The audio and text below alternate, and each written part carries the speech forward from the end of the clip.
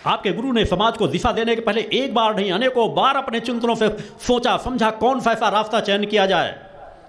हर बार सिर्फ परम सत्ता की सिर्फ वही कृपा नजर आई कि लोगों को कर्मवान बनाया जाए, मैं अपनी चेतना तरंगों से इनका संबंध जोड़ सकूं। एक रास्ता वह था कि आपको सिर्फ प्रलोभनों में बांधता चला जाता, आपकी छोटी मोटी कामनाओं की पूर्ति करता चला जाता, भीड़ उमड़ती चली जाती, लोग लाभ लेते रहते, मगर लोगों के जीवनों में कोई परिवर्तन नहीं आता। अनीति, अन्याय, अधर्म सतत उसी गति से बढ़ता चला जाता जिस प्रवाह से वर्तमान में बह रहा है। मैंने हर बार माँ के चरण पर जो भी चिंतन किया, माँ की जो भी कृपा प्राप्त हुई और जो माँ का अंतिम निर्देशन प्राप्त हुआ, उसी निर्देशनों के अनुसार आपका गुरु यह जीवन की यात्रा आपके बीच तय कर रहा है। माँ का अखंड गुणगान सिर्फ निष्ठा विश्वास से करने की आवश्यकता है। चालीसा पाठ तो आप करते रहते हैं, मगर मैं चाहता हूं कि और गहराई में डूबने का प्रयास करें।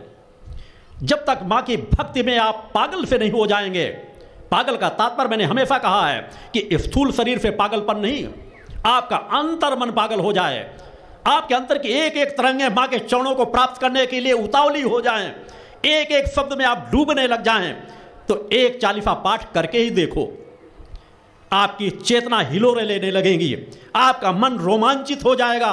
यह दुर्गा चालीसा का पाठ सामान्य पाठ नहीं है। एकाग्र तो करो, किसी बड़ी बड़ी साधनाओं की आवश्यकता नहीं है। चैतन्यता से माँ के चरणों में बैठो, श्रद्धा विश्वास से माँ के दुर्गा चालीसा के पाठ को करो। एक एक दुर्गा चालीसा पाठ आपके जीवन को रूपांतरित करता चला जाएगा, मगर आवश्यकता है निष्ठा, विश्वास और समर्पण की। माँ की भक्ति से आप लोग बहुत भटक चुके हैं, दूर जा चुके हैं।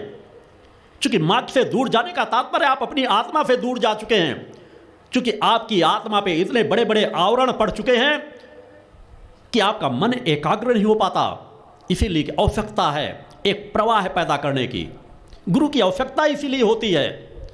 माँ और आपके रिश्ते के बीच किसी की आवश्यकता नहीं है, मगर गुरु की आवश्यकता इसीलिए रहती है कि गुरु आपके विचारों को बार बार उस दिशा की ओर जोड़ सके कि जिस दिशा की ओर मुड़ करके आपका हित और आपका कल्याण होना है।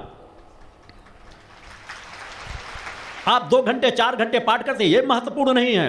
महत्वपूर्ण यह है आप कितने मन से एकाग्र होकर के चालीसा को पाठ को करते हैं। उस भाव में डूबने का प्रयास करो जिसे देवादिदेव भी माँ कह करके पुकारते हैं। हर विषम परिस्थितियों में जब कोई सहारा नहीं प्राप्त होता, तब है उन्हें माँ की कृपा और माँ की कृपा की याद आती है। और इस भूतल पर आज तक एक भी ऐसा उदाहरण नहीं है।